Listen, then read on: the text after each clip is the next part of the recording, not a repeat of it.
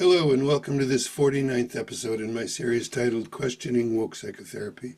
My name is Michael Dwan Herrick. I'm a psychotherapist and a life coach in private practice in London. I want to talk about three simple principles that I think are necessary for our civilization to survive. While these principles may be necessary but not sufficient for our survival, I believe they are foundational. My focus in this series has been on the impact of critical social justice on the field of psychotherapy. That concern is but one aspect of a much larger situation. It is a particular expression of the so-called culture wars that are occurring during and contributing to an even bigger global crisis that threatens our very survival.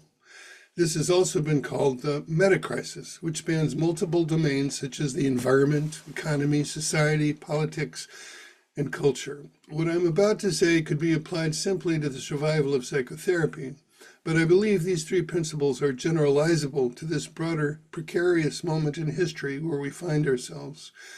I call these three principles preservation, criticism, and creativity. If you want to hear about how they're specifically relevant to psychotherapy, stick with me until the end.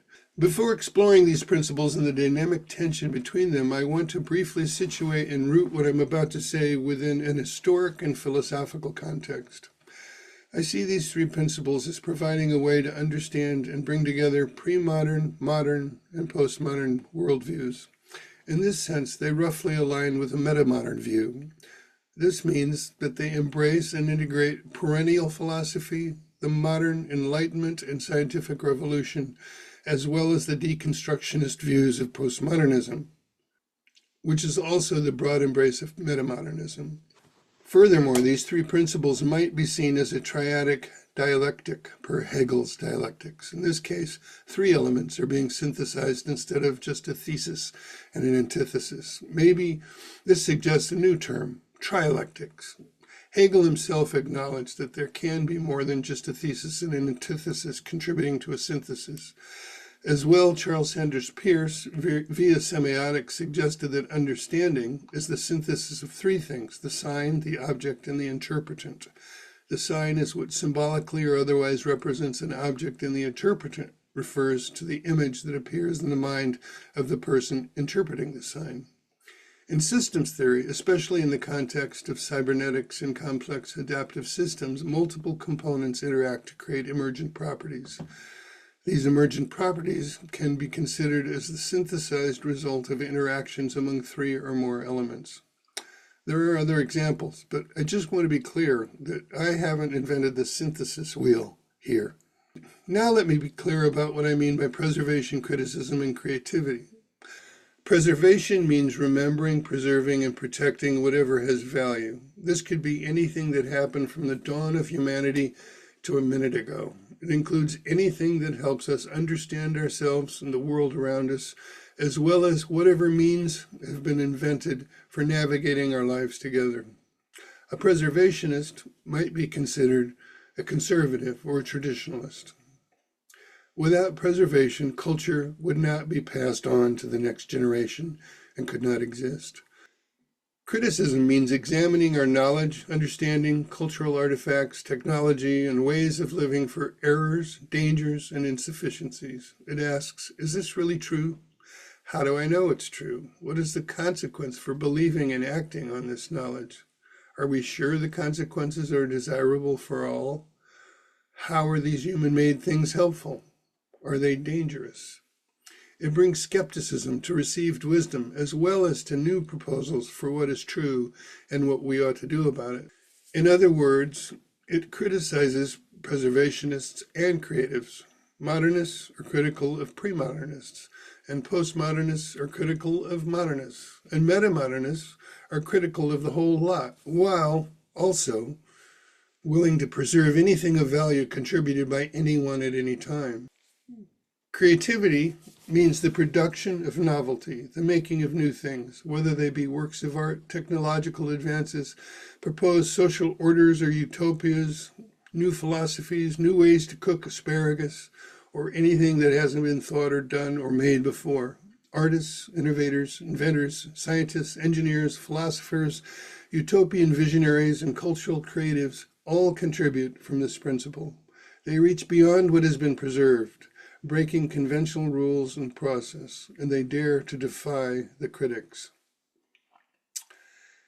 If you're liking this video so far, please give it a like, subscribe to my channel, click the bell for notifications, leave me a comment, and share it with a friend. My next goal is to reach 1,000 subscribers, and your help will be greatly appreciated. Now, back to our topic. To form a trilectic, as I'm calling it, I propose that each of these three principles is necessary. Each plays a role toward a synthesis that we could call stable development and ultimately the survival of civilization. If even one of them were hypothetically absent, we would soon enough be in trouble, big trouble. In fact, I don't think it's possible for any one of these to disappear from our human realm. What can and has happened, however, is that these three principles are at war with each other rather than synergistic collaboration, which doesn't bode any better for our future. To illustrate the necessity of each principle, let's do a thought experiment and use our imagination and common sense. We'll take each principle one at a time and consider the consequences if that principle was either the only one that drove our thinking and behavior, or what would happen if it was entirely absent. Preservation without criticism or creativity. We would be locked into our current state of knowledge and social conventions. These could not be questioned. Nor could we create anything new in the realm of art, technology, or social mores. No new knowledge could be generated, and we would rely only on accumulated knowledge from the past. Imagine this now, or at any previous time in history. We wouldn't question our worldview, wouldn't be able to discover any errors or deficiencies in our understanding, and would carry on exactly the same regardless of changes or any undesirable consequences of our current view and behavior. We would no longer be adaptive, maybe the single greatest advantages human beings have had over all other animals. Ultimately, I believe we would not survive. Criticism without preservation or creativity.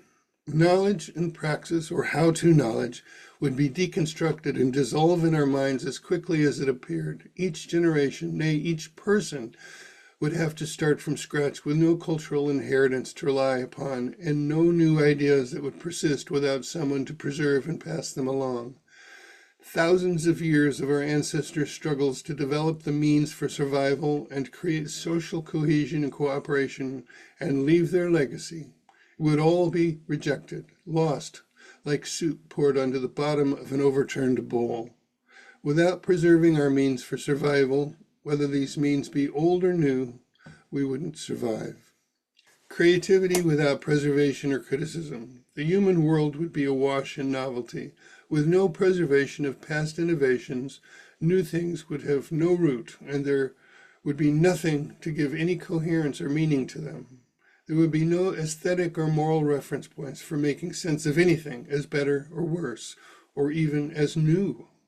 Even the brilliant creativity of jazz and the way it has continued to move beyond older forms of music has always been appreciated also because of what it relies upon.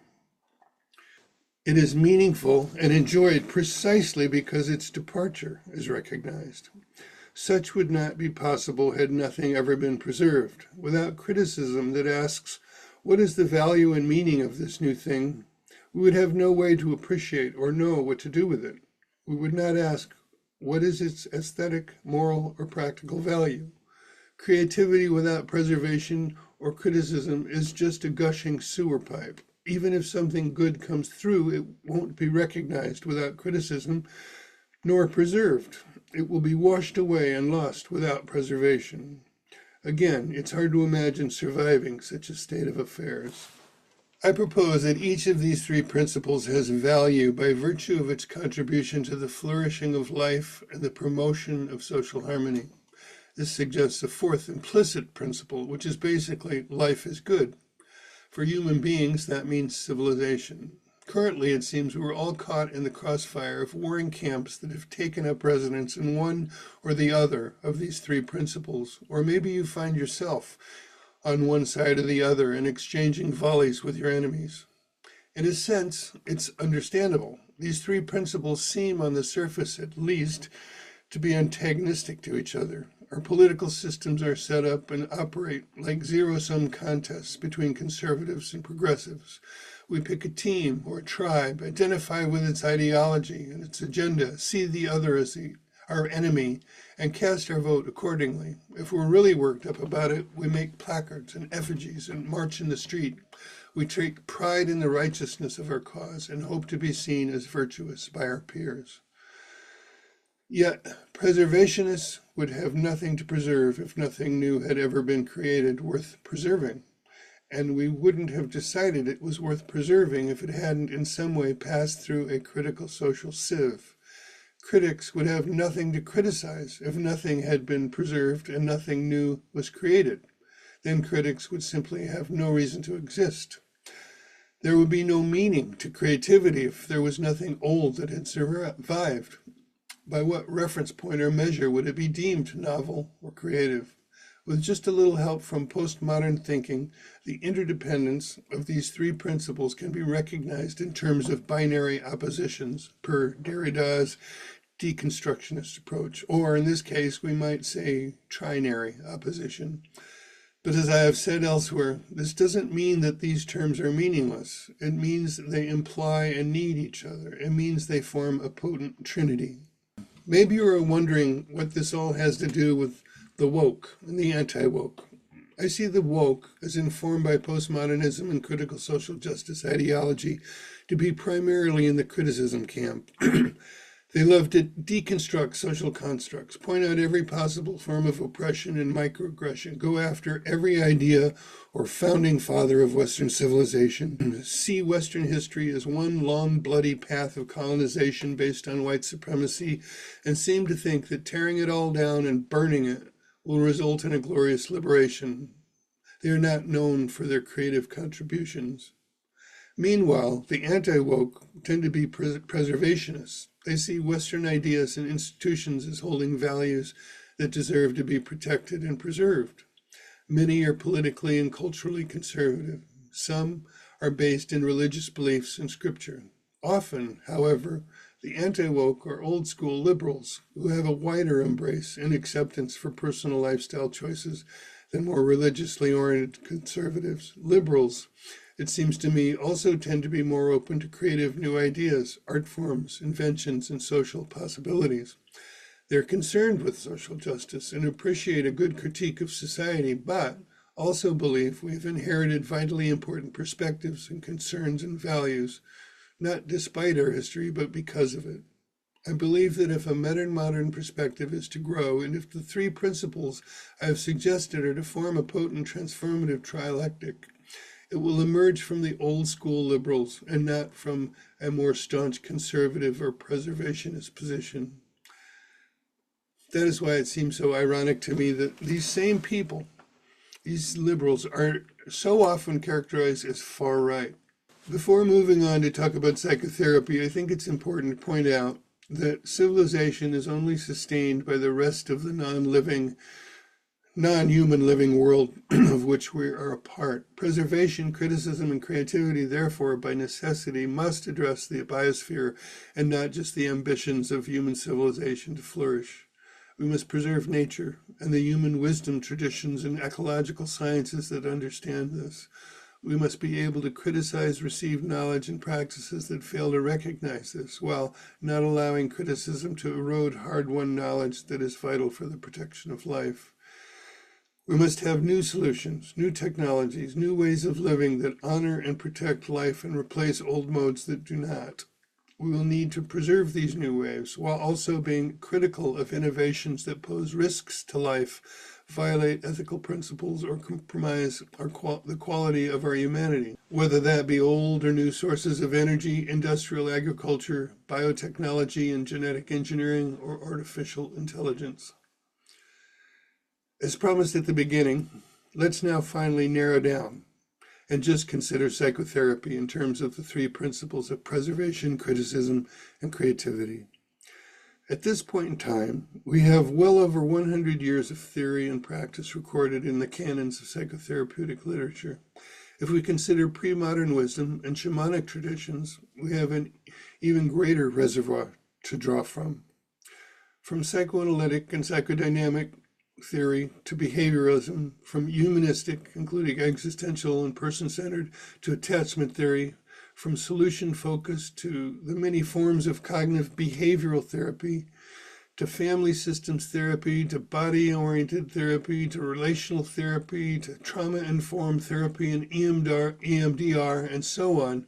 Much has been created and preserved and is there to be drawn from. Much, if not most of it, has also been criticized. Some schools of thought have changed and evolved because of criticism, psychoanalysis in particular.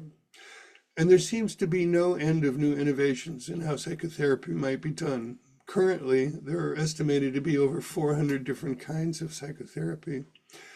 I doubt that all of these can claim to be evidence-based and pass the critical test.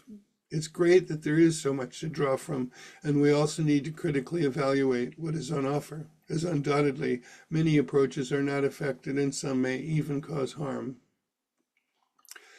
My point is that preservation, criticism, and creativity are all vital for the field of psychotherapy. I think it's a great mistake, in the name of decolonization, to dismiss the vast accumulation of knowledge and practical wisdom in the field as merely an oppressive, colonizing force because it was thought up by now dead white men. Criticism is fine and necessary, but it should be based on whether what is offered serves the flourishing of life and social harmony. Its merit should not be measured by the color of skin or the sex of whoever offered it. If these attributes of a person have skewed their view in a way that makes what they say either limited or unhelpful, let's see what we can do to preserve the kernels of truth and create something new and better that also preserves what is true and useful in what we've criticized. I believe that psychotherapy training programs that have embraced the critical social justice ideology and attempted to infuse their programs with social justice activism must experience this as a great challenge. They are busy deconstructing and decolonizing their curriculums while they are also in the position of having to teach what has been preserved. If one isn't currently a student, the confusion this causes is hard to imagine. And how does a graduate of such a program enter their working life as a therapist with any confidence in the grounded sense of how to be a therapist? If they have been successfully recruited for the role of social activist, facilitator, they won't have that grounding. They will have to patch things together on their own. They will have to resort to theories and practices that at best they were taught to view with extreme skepticism or which they believe have been debunked. Otherwise, they've got nothing but their own common sense and impulse to be helpful. This may take them further than one might imagine, but one could hope for more from a training program that cost thousands of dollars or pounds and took a few years to complete. Moving from the macro focus on civilization and culture to the limited focus on the field of psychotherapy, we can now narrow down even further to the individual. This applies to individual psychotherapy clients, but really to all of us. In terms of personal development, most models suggest that it's a process of establishing and then transcending and including each previous stage in our development. We see this both in Robert Kegan's developmental model as well as in spiral dynamics. To illustrate how the principles of preservation, criticism, and creativity operate in Kegan's model, we can briefly examine his last 3 stages of adult development. Having developed to Kegan's 3rd stage, which he calls the interpersonal stage, we must transcend and include our younger narcissistic orientation. At this stage, we can engage in reciprocal social relations, assume a social role, and value our connections with others more than just using them for our own gratification. We can still pursue our own desires, they're preserved, but these are subordinate to our social responsibilities, our need to fit in, and our longing for connection. At some point, we begin to see and feel there is a limit to the interpersonal stage. We begin to question or criticize it. We notice not all social expectations are fair, and not all socially prescribed beliefs seem true. We want more autonomy. We don't want to be codependent. We start formulating our own way of thinking, our own beliefs, our own values, and new ways of being in the world. In other words, we are creative. In Keegan's model, this brings us to the next stage, which he calls self-authoring. Even here, however, one is still able to understand and navigate the social world. It isn't a return to our previous narcissism. It preserves the value of relationships and the skills it takes to build and maintain them. It just isn't blindly locked into prescriptions about it. Not everyone develops to this stage, and even fewer go beyond it to Keegan's fifth stage, which he calls self-transforming. Having established one's own way of thinking, one's own life philosophy and system of values, one begins to notice more complexity in oneself and the world. The all-encompassing and elegant self-authoring vision we have created for ourselves now seems inadequate. We can see it more critically. We begin to hold it more lightly and allow it to change and evolve. We enter a new phase of creativity, which entails further transformations in our way of thinking and being in the world. We preserve what continues to have value from the previous stage, but it becomes a movable feast, so to speak. It's still held in experience, but within ever-expanding contexts, which change its meaning.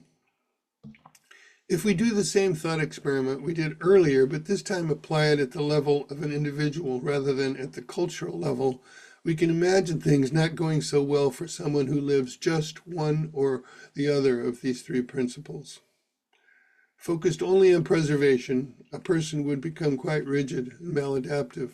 They would not question their own beliefs or anything within their own social tribe. They would be stuck at whatever stage of development this unfortunate choice occurred and generate no novel responses to novel challenges. Limited to only criticism, a person would not know where they stand on anything. They would struggle making decisions and reject any social conventions or expectations. They would be paralyzed and unsatisfied and resentful of everything and everyone. And if someone could not preserve or criticize anything, but only endlessly create new ideas and things, I believe they would soon go mad. They could not establish any stable reference points for how to think or act in the world, have continuity in their relationships, or form reliable, constructive habits. Of course, this thought experiment does not represent the way anyone lives. It's a hypothetical exaggeration meant to make a point. We need all three principles. In reality, we all have access to all three and use them to navigate our lives. But it does happen that we can favor one and neglect the others to some degree at different points in our lives. Sometimes this is part of the natural rhythm of development, but sometimes this favorite principle persists too long, and when it does, our navigation system breaks down and we veer into difficulties. Regarding psychotherapy, I think therapists are better equipped to serve their clients when they have some understanding of development and appreciation for how these three principles are at play at each stage along the way. This prepares them to meet clients where they are and offer appropriate support and challenges that help them navigate their own unique lives.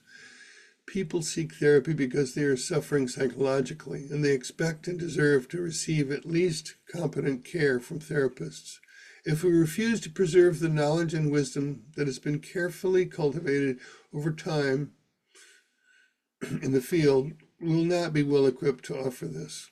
So, recognizing the trialectic value of preservation, criticism, and creativity can serve multiple purposes. The continuing development of the field of psychotherapy training and practice, the promotion of the development and well-being of individuals, psychotherapy clients, and everyone else, and ultimately our collective survival of the meta-crisis. And just maybe we can do more than survive. Maybe we can enter a new and exciting chapter in the human story. I don't know how it works, but I intuitively feel that it's all connected. Thanks for sticking with me to the end. Until next time, take care of yourself and each other. Protect what you care about. Recognize and let go of what is harmful. Imagine possibilities and create something new. Bye for now.